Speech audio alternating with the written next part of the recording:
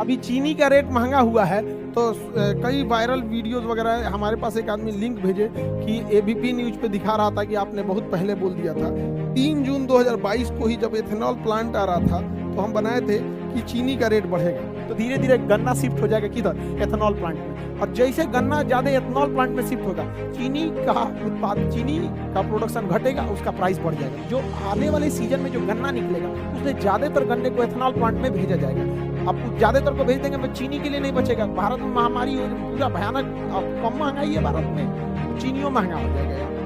अभी आप देखते चलिए चीनी के साथ साथ गुड़ का भी रेट बढ़ेगा।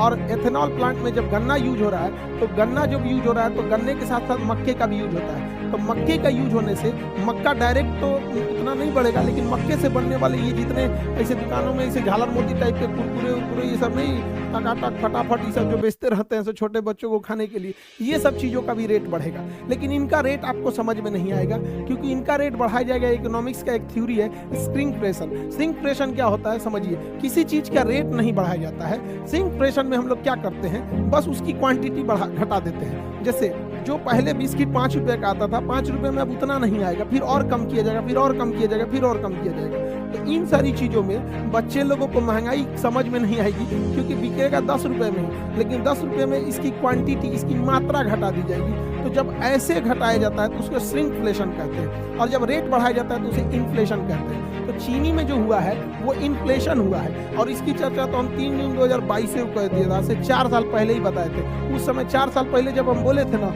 खूब सुना रहा था सर कि मास्टर साहब पगला गई लोग, क्या इससे कैसे रेट बढ़ेगा। अभी समझ में आ रहा है, अभी श्रिंकफ्लेशन भी होने वाला है।